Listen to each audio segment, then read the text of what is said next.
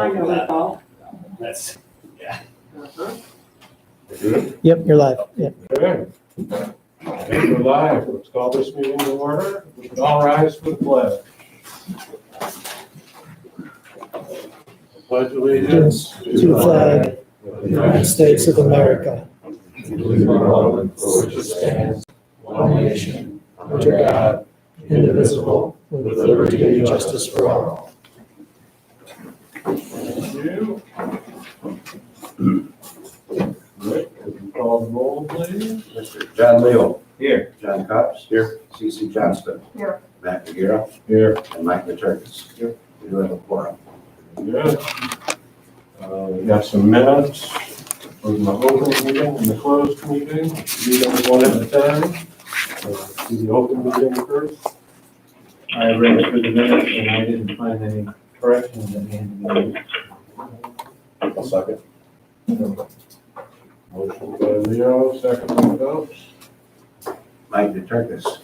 C.C. Johnston. Yes. Matt McGarrett. Yes. John Leo. Yes. And John Cox. Yes. Motion carried. All right. And then the closed session meeting. Same for closed session, I didn't find any corrections that needed to be made. So in the absence of any other comments, I would make a motion to approve. I'll second that. John Cox. Yep. John Leo. Yes. Matt McGarrett. Yes. C.C. Johnston. Yes. And Mike Maturkis. Yes. Motion carried. All right. So as I read on, we've got the special meeting from June 22nd. I read through those minutes, everything looked fine. I'll make a motion to approve the 22nd. I'll second that. John Leo. Yes. Matt McGarrett. Yes. John Cox. Yes. C.C. Johnston. Yes. And Mike Maturkis. Yes. Motion carried. Bill committee? My bills are good. Make a motion to pay the bills. I concur, I'll second the motion. Good. C.C. Johnston. Yes. Matt McGarrett. Yeah. John Leo. Yes. John Cox. Yes. And Mike Maturkis. Yes. Motion carried. All right. Move on to the citizens comment section. Anyone who has something to comment on that's not on the agenda? I do. Could you state your name and your address for us? I can. Should I stand? Where do you want me? You can stand right there. It's fine. Sure. Thank you. Okay, hi.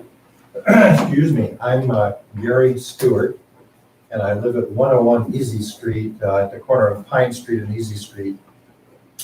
And I represent and work with a group of about 8 homeowners whose homes abut what we call Shea Park, the natural area there to the south of Pine Street.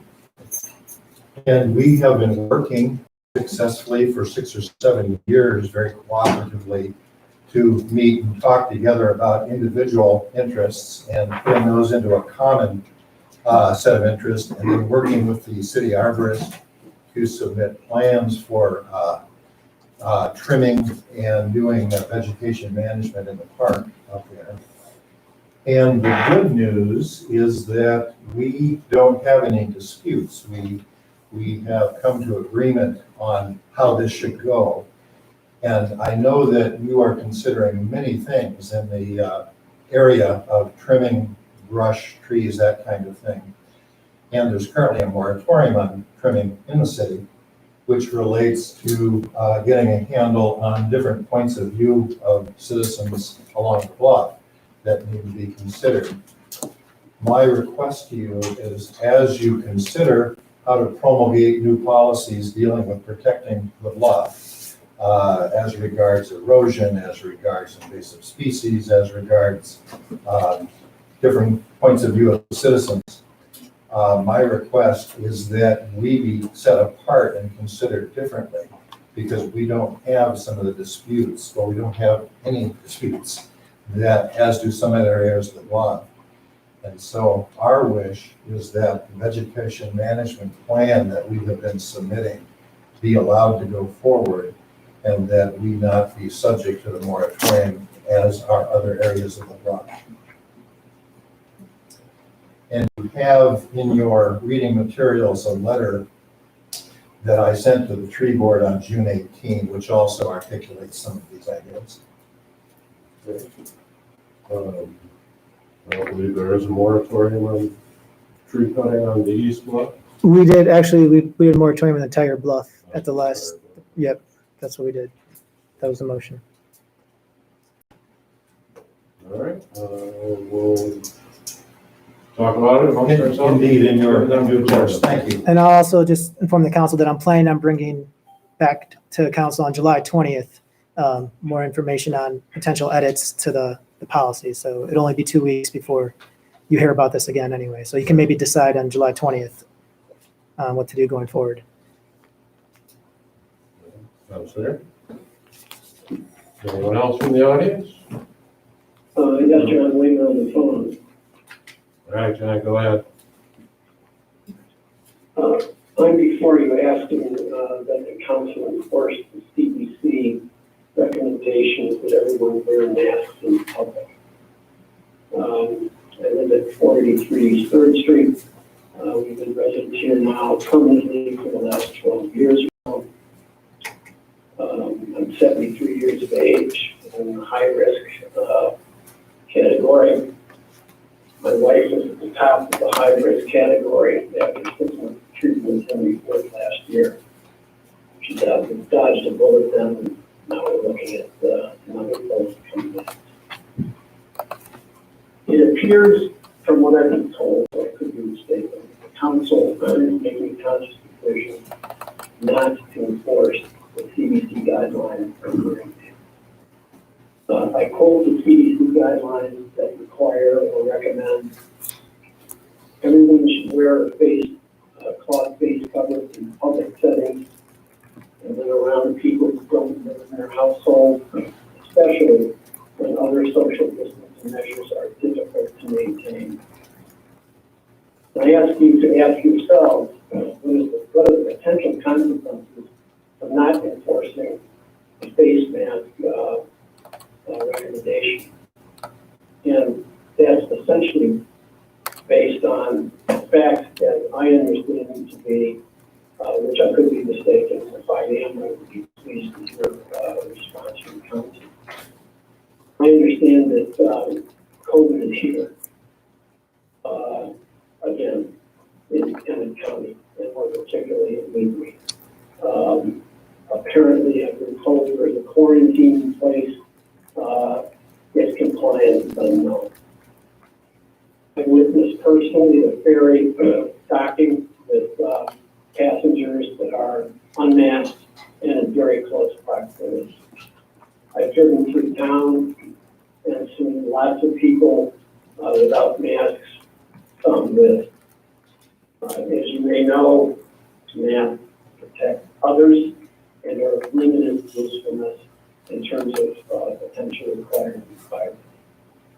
If preventive measures, as you may know, are not taken, it's been estimated that up to 70% of Americans will get the virus.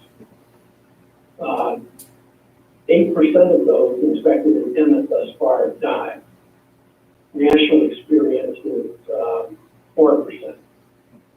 Projections, however, have been as low as 1%. Stated differently, that means the virus is 10 to 80 times more lethal than the ordinary flu. Translated to our community, that means about the potential 60 deaths in Harbor Springs residents alone, and the consequences of things shutting down. The city is responsible for the health and safety of the community and our guests for that matter. And I ask you why there haven't been aggressive measures to require the use of masks, and if it's still under consideration to require it, and do what is necessary to get the point across to those who choose to potentially spread the virus. Thank you for hearing me out. Thank you, John. Whatever I'm doing. Next one. So I'm John Parlow. Gary and I obviously didn't coordinate. I live on the other end of East Bluff, 105 East Bluff. And I provided to Victor, my understanding, he's provided to you a one-page request on considering lifting the moratorium on East Yes. Bluff trimming. I won't read it, you guys are busy and have lots of things, but I think Gary made several good points. On East Bluff, we have less of an issue. Many of the properties are just similar to West Bluff in the sense that the properties on West Bluff below tend to abut the public property. Along East Bluff, there's many areas where streets and non-residential areas abut the public property, so I think it's similar but not the same situation. We've been waiting for several years while this policy and moratorium went through, and I think to put it right back on moratorium after waiting for a couple of years with the first thing up isn't fair to the people that have been waiting. So I won't belabor the point, but I'd ask again that you reconsider the moratorium for East Bluff in particular, where people have been waiting, have a different situation and have had successful results over time. So thank you for your time. Yeah, thank you. Sounds like that'll be on our agenda at our next meeting. So, Well, this will, all this information will go to the tree board, right? It's considering how to move forward. Yep. Either with amending the current policy or replacing it with something more comprehensive.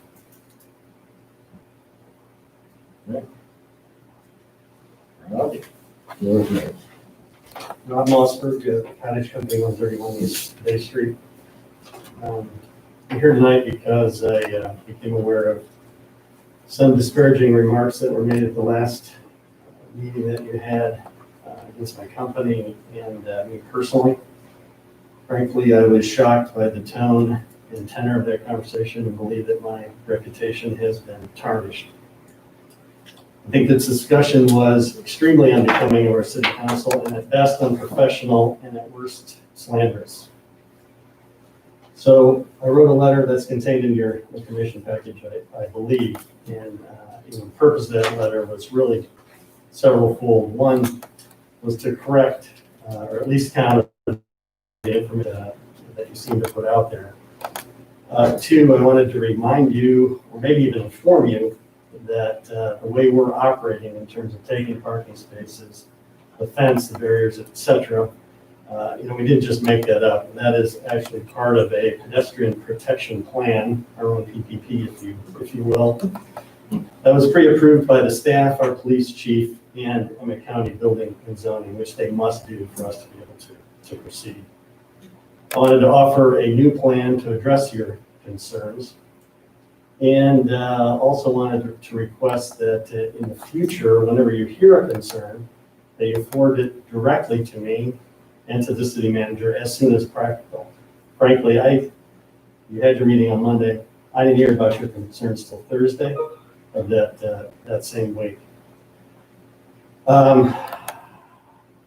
Considering, also ask that you consider viewing kind of all the construction projects downtown through the lens of cooperation and partnership, as opposed to nuisance, which it kind of feels like we're doing so far. And I also wanted to remind you or to let you know that we took some action after hearing of your concerns, and we took it very quickly. We immediately met with staff, and within 6 hours of that meeting had not only, I think, understood your concerns and got more staff input, but we met with the county to see how they would feel about a different plan, developed a new plan, and even scheduled a concrete pour. You may have noticed that we started last Thursday, and took Friday and Saturday off in deference to the holiday, and then we finished it today. So what are the next steps? In my mind, the next steps are, as required by the county, we need to have an engineered plan. We actually have to have a new drawing. The engineer has to stamp it. Frankly, it's a little hard to do right now because nobody wants to take the liability. It may be something that we have to take on ourselves, but we'll kind of work through it.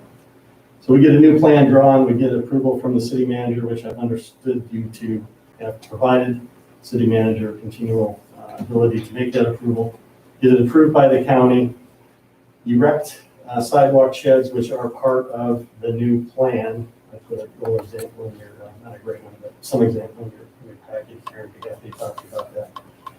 We erect the sidewalk sheds across the sidewalk. We get the county to come out to inspect. If they approve it, then they give us the okay to proceed. We can turn the parking back over to to the city. This first plan was thought to be at the time the most aesthetic and the safest.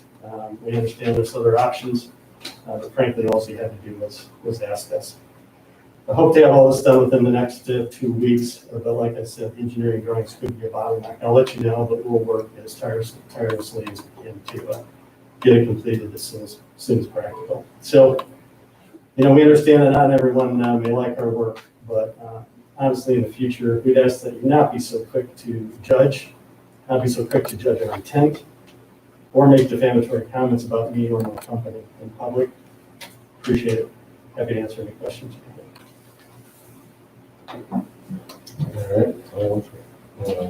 So I made most of the disparaging comments, and I apologize for that. I was having a bad day and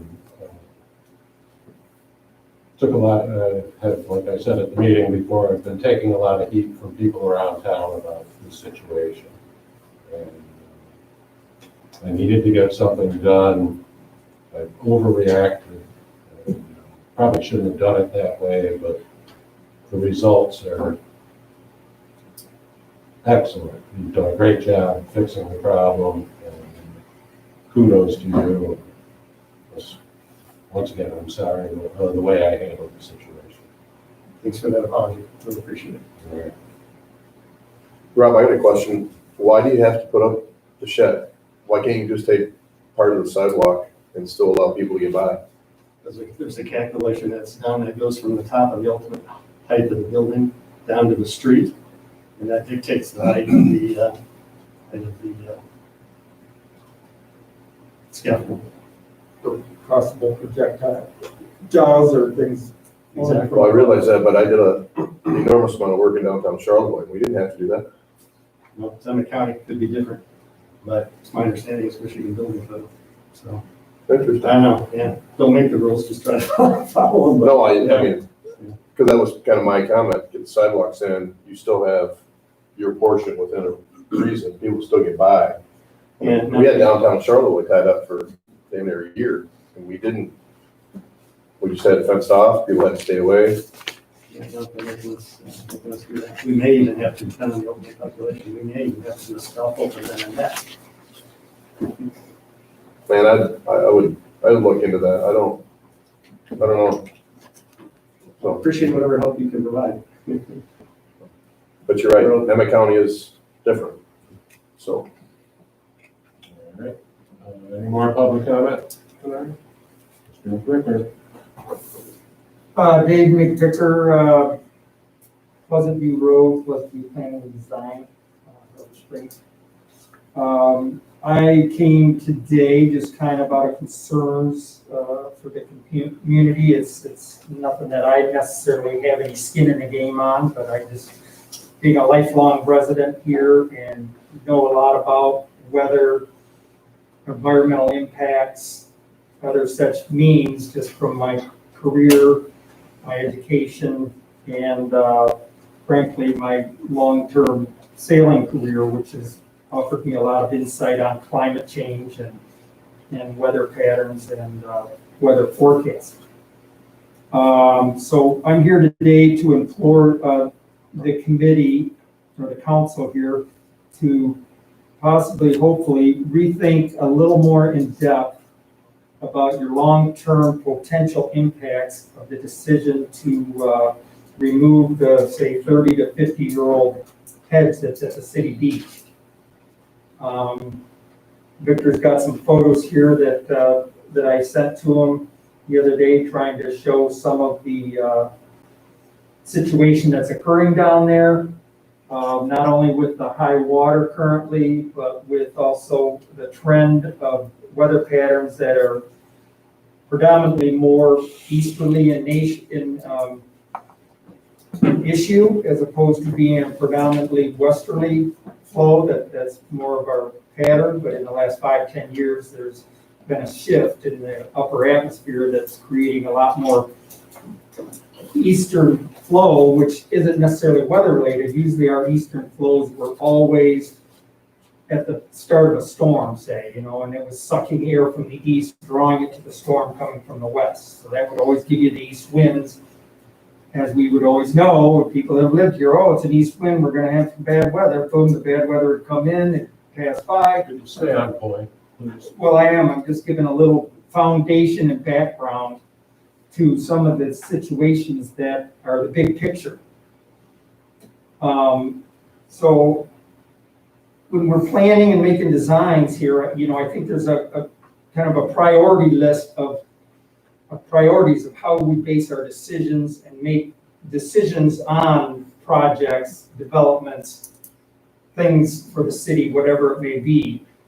The gentleman that's with the Park and Rec manager now, I know he wants to show up with his new job and create something good to happen. I don't feel that this hedge thing is the thing. There's plenty of other places that he can make an impact. This would be, to me, a black mark on him in the long run because of some of the potentials.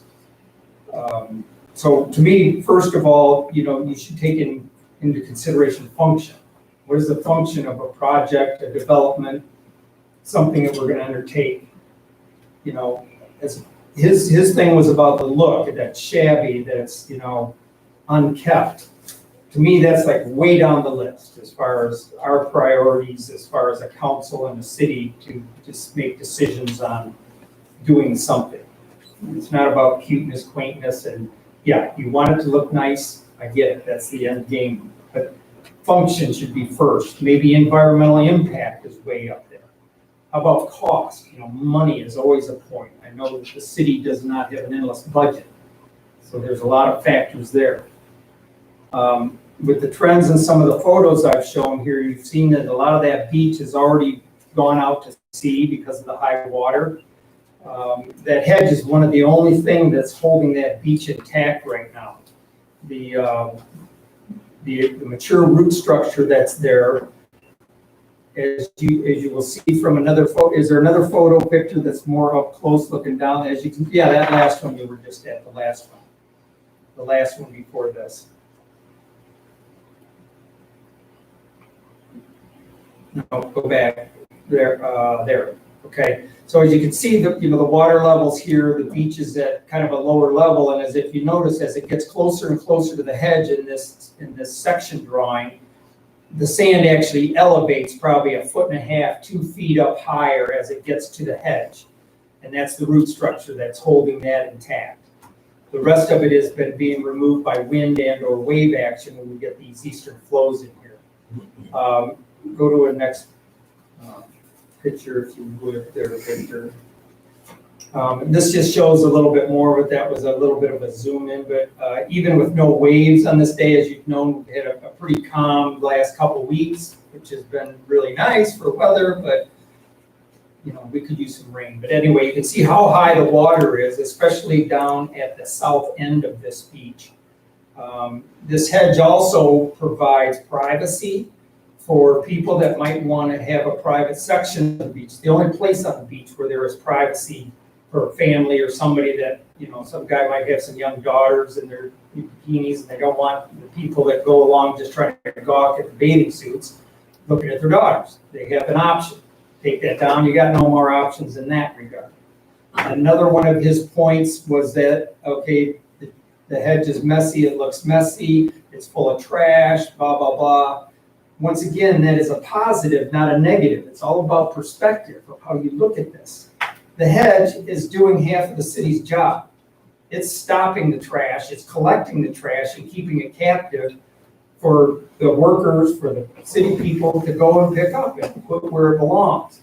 Without the hedge, that stuff's going to be in the lake. You're going to be fishing it out of the bottom of the lake. It's going to be blowing in the park, down the street, somebody's yard, etc.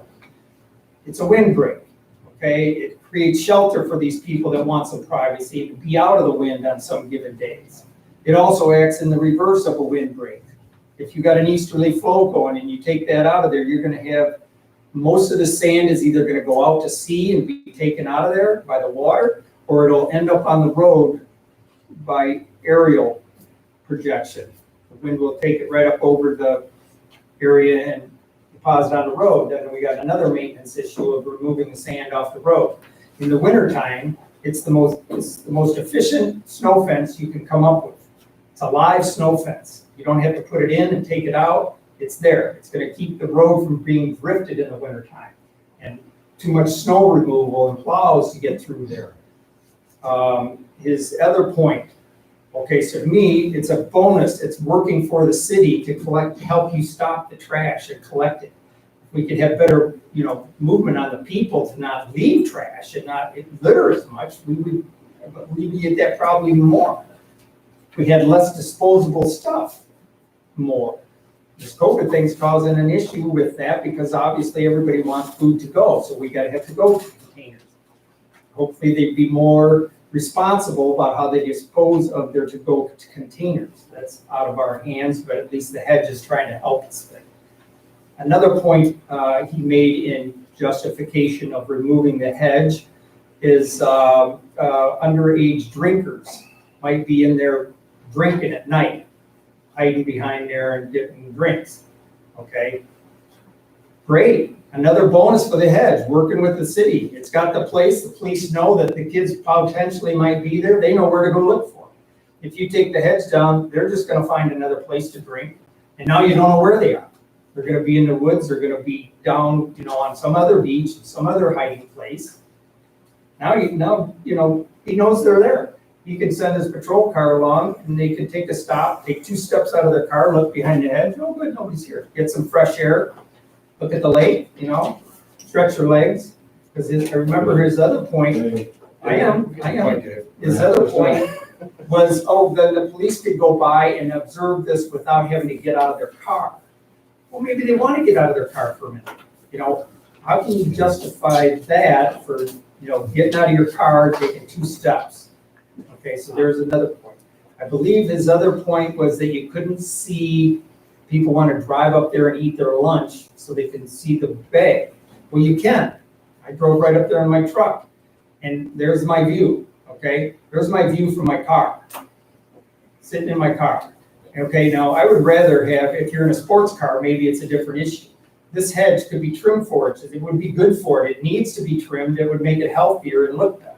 So if you go in your sports car, what's wrong with getting out of your car, go sit at a picnic table, have your lunch, or sit on the beach? Instead, these people are sitting in their car with their engine, creating more carbon, and with their air conditioning on. Okay, I'd like to find an incentive to stop that. All right. Okay, and then the other picture, the last picture is from the other side. There's one last picture that I put in there.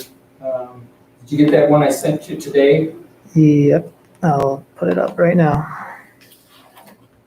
Okay, and if you can blow it up, you can see that from the water view, it's also another beautiful impact. It hides the cars, it hides the traffic, it makes it look kept. You just put a little plastic fence in there, it's not going to be the same appeal. And at this one section, can you move your arrow to the left as I'm looking at it, down by the water's edge? Can you move your little cursor down to the edge? There's a hot spot where it's, out by the hedge. Over to my left. Keep going past the people. There's a little black thing in the water there. Okay, yeah, just to the right of that, you can see where there's already a depression where the sand is moving away and it's starting to undermine the road.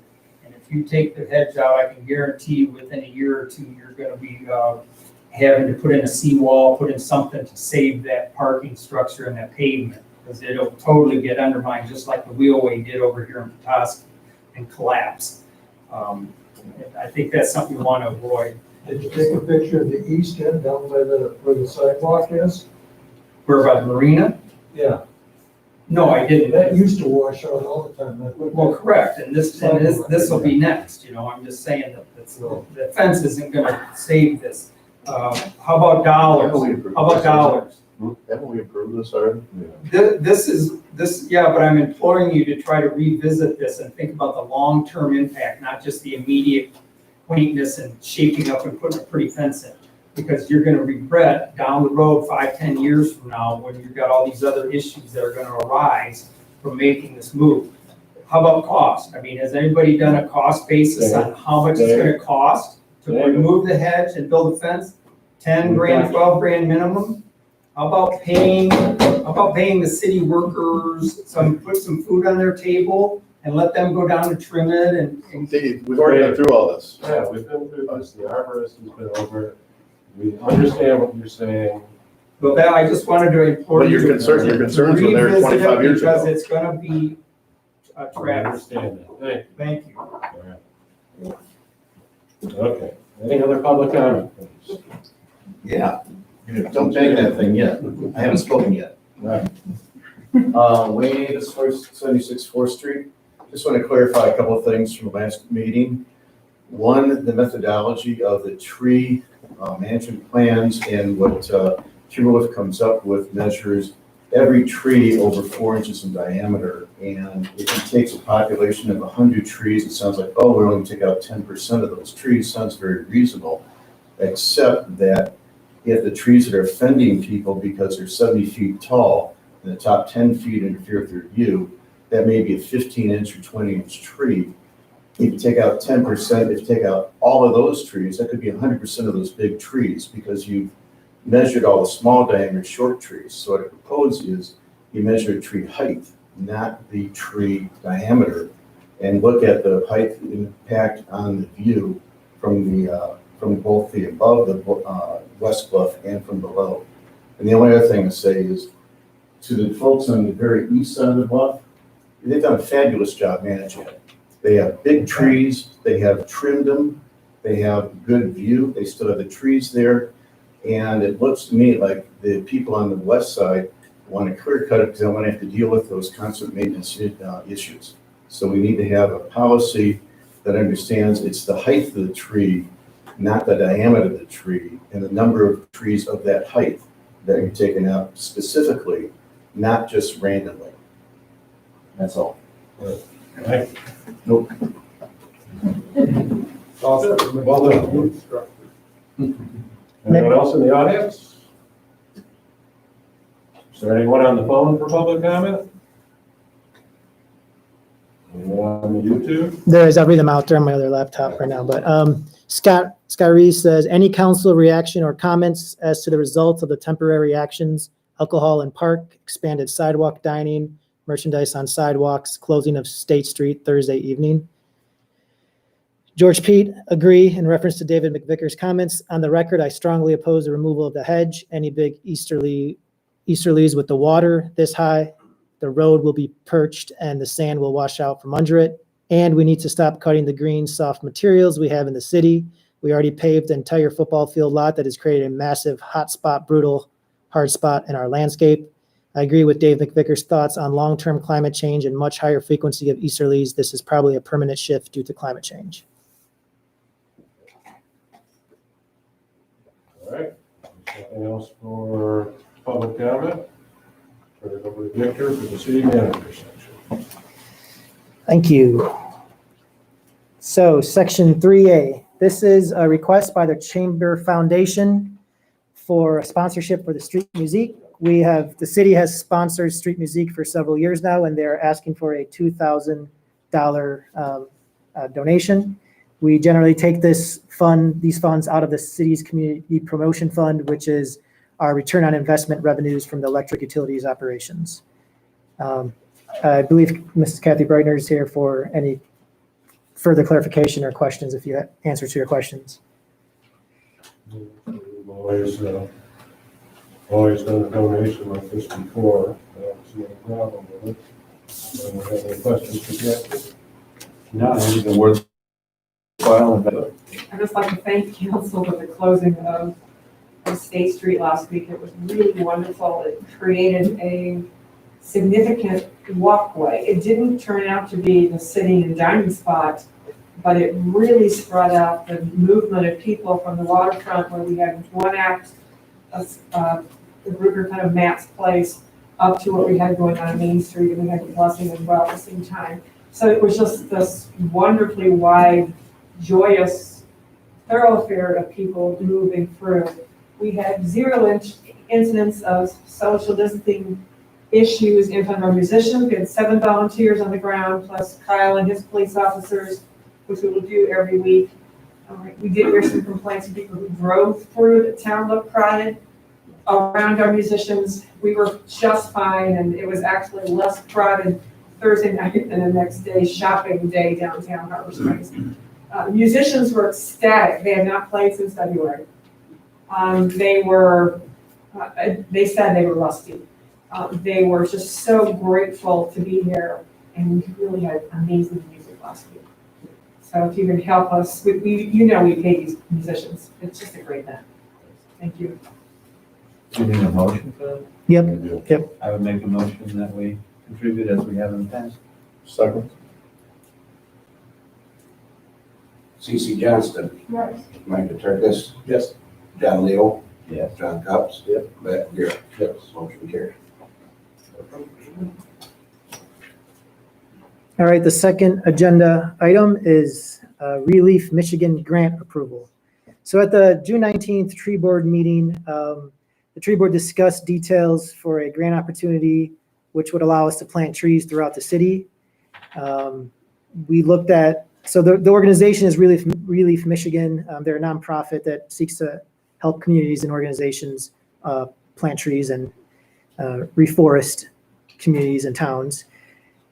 The grant is, the Relief Michigan organization will give the city $1,500 if we match that grant, that amount. We looked at what we wanted to do at the tree board, and we would need about $2,000. The money would come from the $15,000 we received from the Beckett and Rader settlement with the school over the cutting last year. So it was money that was set aside, earmarked for tree plantings. The locations we looked at the tree board meeting were two. The first one would be along M119 and Zoe Street. This parcel 203-104, which we're having Beckett and Rader do in-kind services for designing here. So whenever we know what the design would be, the idea is plant trees there from some of this money.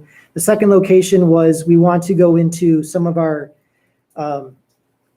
districts and neighborhoods that are outside of downtown to help improve the streetscapes there. So we looked at Layton Park here between State and Ann and Lake to the northern boundary, and to just go 7 or 8 trees, some of these where it will fit on these streets here. So what we need is just basically a council approval to get the grant. It's not a large amount of money, but when it comes to grants, because there's usually conditions, in this case, there's a condition that we maintain and guarantee the survival of planted trees for 3 years. Not a big condition, but we'd like to see council approval for anytime we get into a grant or an agreement.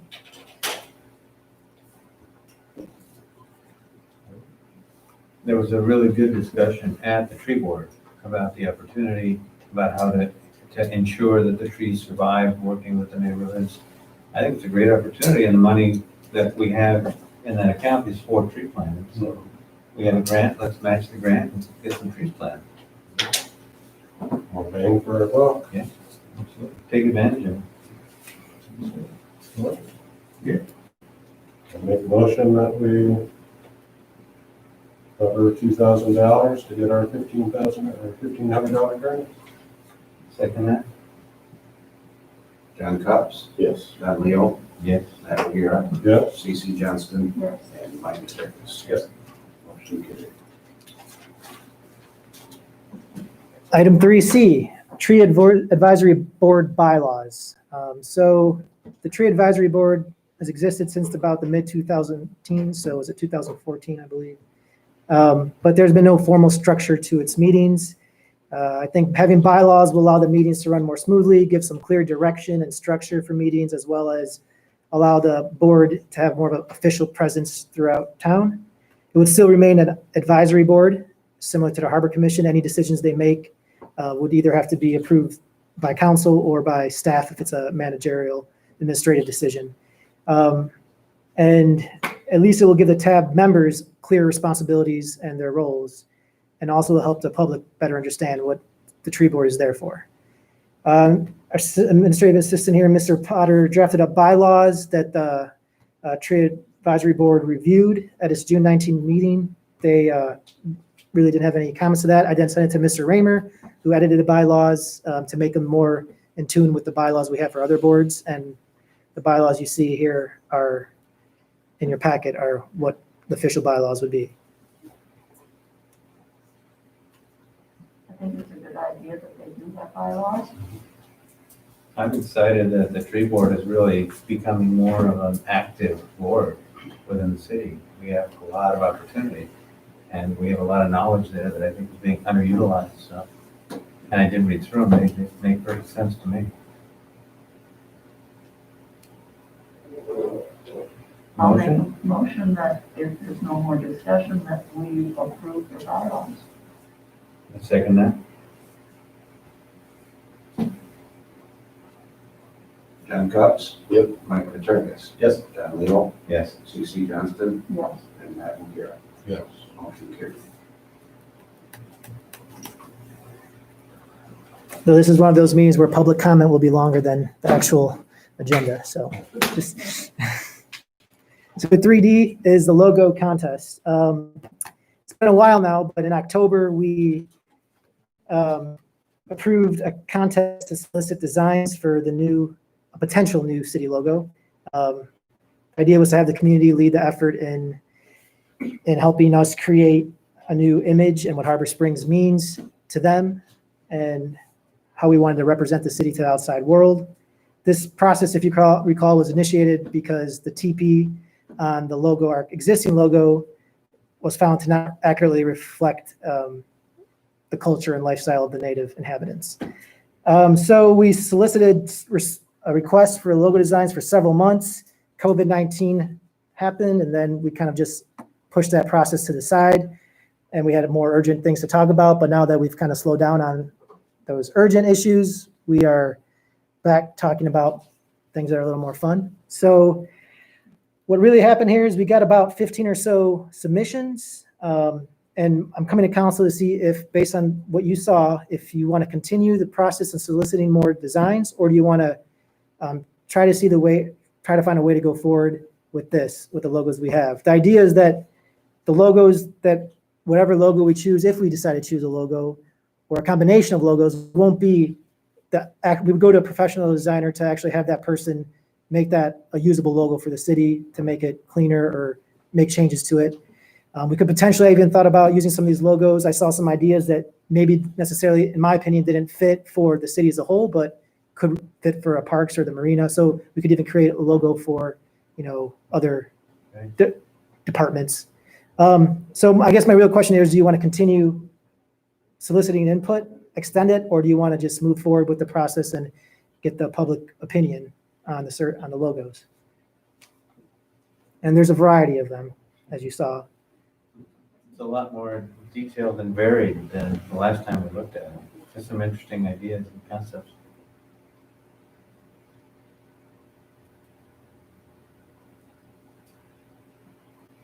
Just running through these very quickly.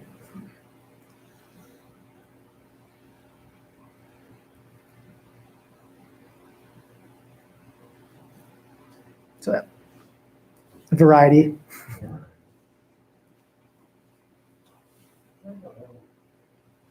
I think with what we have, we could probably come up with something that would work, get some community input. I was pleased to see the variety. I mean, when you and I last talked about it, we had 2 or 3, and wasn't a lot to work with. There's some really interesting Pretty good concepts. ideas, yeah. I would suggest running with what we have. If we keep it open, it'll continue to Okay. slowly move forward, but let's work with what we have, get the public input. If it's a non-starter, we can always go back, but I think it's worth it. Got a public comment from George Pete about that. So some of the logos are great. Can they be edited? I feel like there are a couple that are great, but could use less text.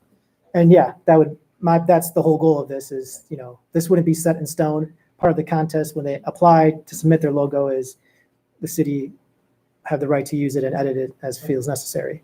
Right. So I really do appreciate all the input that we did get. We 15 responses by about 10 or so individuals. So I think it's good. I think what I'll do then is put out a public survey or maybe a series of surveys to get people's opinions on them. And I'm going to keep the people who submitted these anonymous for now. So I know not a big deal, but just so there's no any kind of bias or, judgment with the names associated with the design. So, Any way you can get them posted on the website? yep, we can do that. Yep. Yeah, get Yeah, them out that there. would be good, so people can see them. Let's see what people think. Sounds good. All right, so I'm going to make a request for the next item that we go through the manager's report and the boards and commissions and old and new council business before we go to closed session. Yes. All right, sounds good.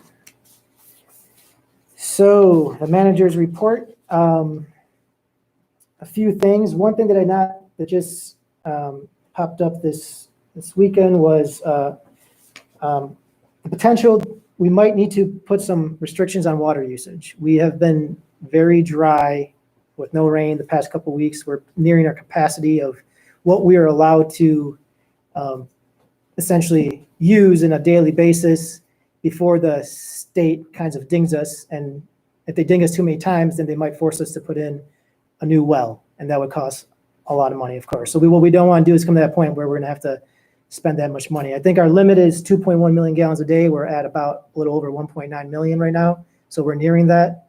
So right now what we're going to do is put out an ask, just a voluntary ask to people to be more conscious of using less water, especially for grass. The city, except for our new seed grass out here, we've switched over to every other day watering the grass. So we probably asked the residents to do the same thing. So we'll put that voluntary ask. We'll see what the situation is like in a week or so, or in a few days, depending on the weather.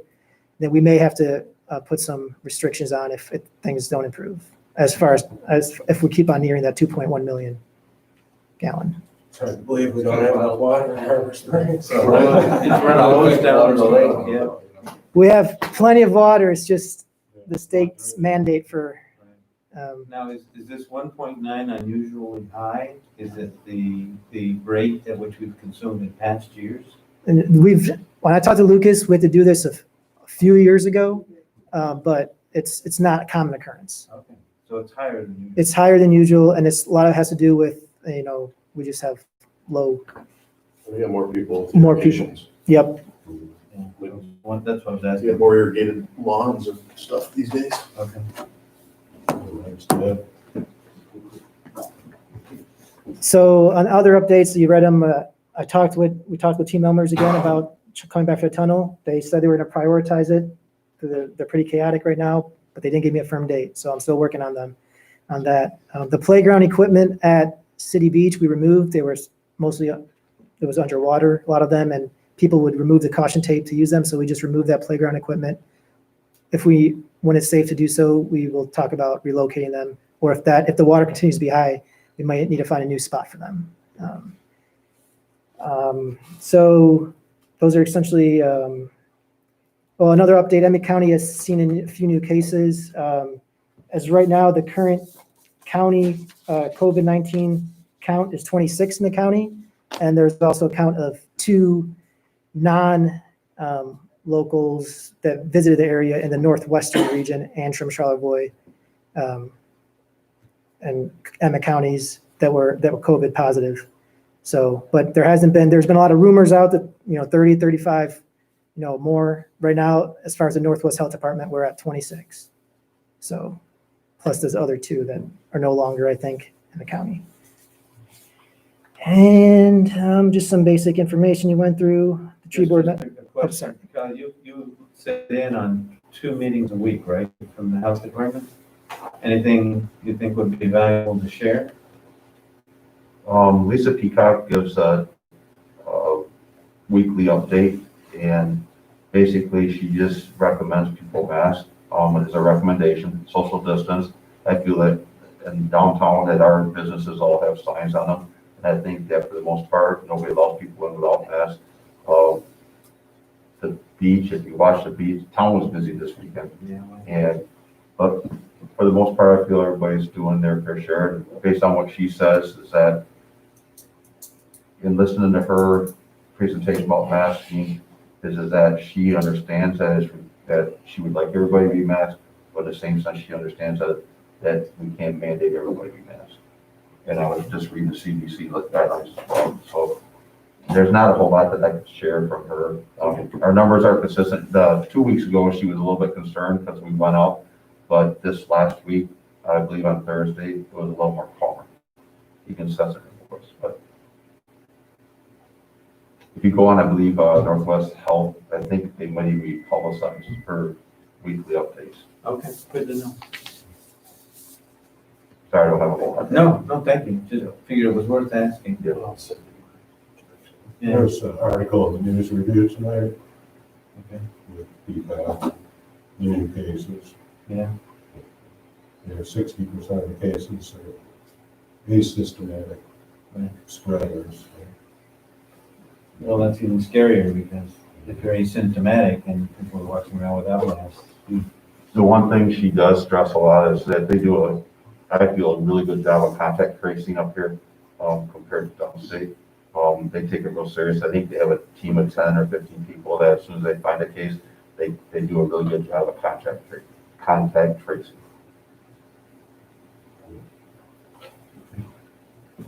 And finally, one meeting, Director Margot DeMoose, the DDA and I, we met with the county administrator last week regarding TIF capture. So we're working with the county there to revisit that issue and try to resolve that. So hopefully we can be successful. well, no, it's really good that there's a dialogue now. I think that's a huge step forward. So thank you to everybody who was involved in that. It's important.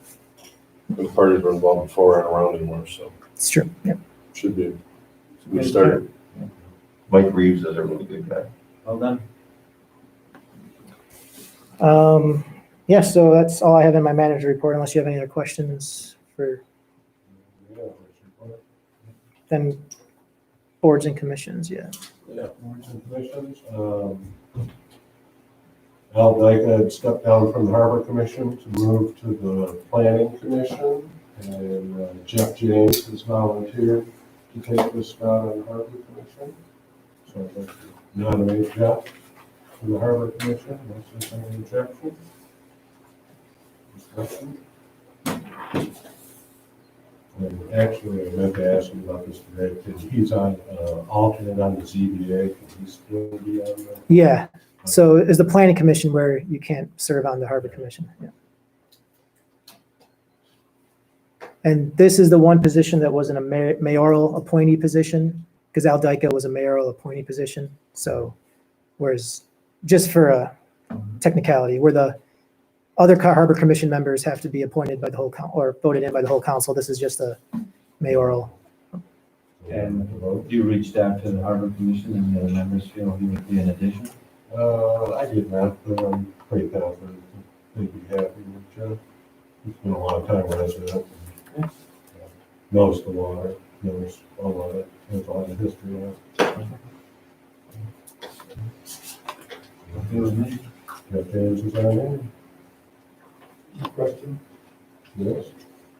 is that a position that would be open to soliciting other possible members?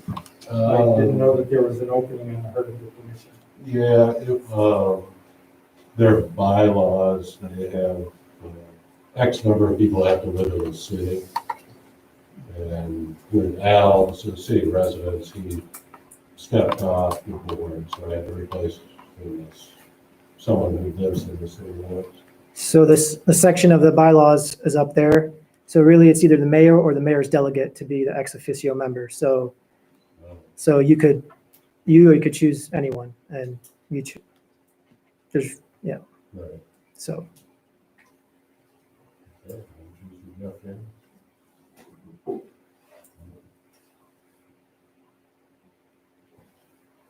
okay. So then, That's it for boards and commissions. Yeah. New or old business? Just a comment, Mike and I attended the last DDA meeting, and I've met with the Downtown Enhancement Committee several times, and at the DDA, I offered up my time and effort to help with the street grade project, to get it back to keep it going and to get it to a point where it could come back to council with enough consideration where we could look at it as discussed at the council meeting as a project with phasing and funding We adjourn. Good. Susie? What? I do have one thing. I put on your desk the social, I believe it's from the Michigan Liquor Control Commission, the new social district permit information for local government units. Although we approved a drinking or an area in the Marina Green Space where we can have drinks, open containers, this new licensing requirement requires a social district with a common area, and they have different definitions for that, before a permit can be given to any of the restaurants or bars for them to go to this, so their customers can take that open container to that green space. So we may have to, I'm talking with our attorney, Mr. Raymer there, talk about if we may have to come back to council to kind of relook at how we create a social district or a common area for drinking. So I don't know if Mr. Raymer has any, Jim, if you have any other comments about that, if you can hear me, but, or should we? Victor, Jim, my only comment is it's difficult to determine from reading the law whether this preempts the ability of the municipality to do what was done. And I think you just can't tell. So my suggestion is that we contact the Liquor Control Commission directly and ask the question. And then we can, you and I can report back to the council at the next meeting. Thank you, Jim. We'll do that. Thank you. Question on that, does that mean that none of the restaurants can be selling these? Yes, it does. We can go there, but we go somewhere else. We are allowed to. There's no Okay. special license needed for us to, myself or Matt or anybody else owns a restaurant to sell it. It's just how it's actually moved. So the hole will allow at the top, it's gotta be such, and then you gotta put your name on it, it's gonna be under a gallon. There's all these things. I mean, it's actually super simple the way it's set up. We just have to determine where people are gonna go within the city. Okay, thank you. But yeah, I've had a discussion with the commission, with the control commission already. They can buy it from us, but they can't drink it till they get home. So far. Oh. Name of the vote. Your second. All right, Mayor, real quick, COVID-related issues, curbside parking, any issues with anything on our end? I haven't had any Not that I've heard. No. All right, people won't wear the mask. all right. No, tell Dean or whoever was on the boat this weekend, good job. I heard a lot of good things. I wasn't here, but I got a lot of phone calls, so. Dean and Mitchell were the two that responded, so thank you. I'll pass along. Any lessons for the city or the marina as it relates to that event, or just, there's nothing we could have done? No, No, it was out around the point. It wasn't in the harbor, it's in open water. but thank you. All right. Closed session. Yep. So we'll need, Jim, you can give us a motion to go into closed session for the Carter Williams Open Meetings Act lawsuit. Will do. We would need a motion from a council person to move that the council meet in closed session under section 8E of the Michigan Open Meetings Act to meet with the city attorney regarding trial strategy in connection with the Carter Williams litigation on the ground that an open meeting could have a detrimental financial effect on the litigating position of the city. So that would be a motion. A council person could make that. Would you like to make that motion? I'll second. Good. Thank you all for coming. Thank you. Yes. John Leo? Yes. Pat McGarrett? Yeah. Susan Johnson? Yes. Mike Turkis? Yes. Mayor Amy Colson? That's right. You use the money or?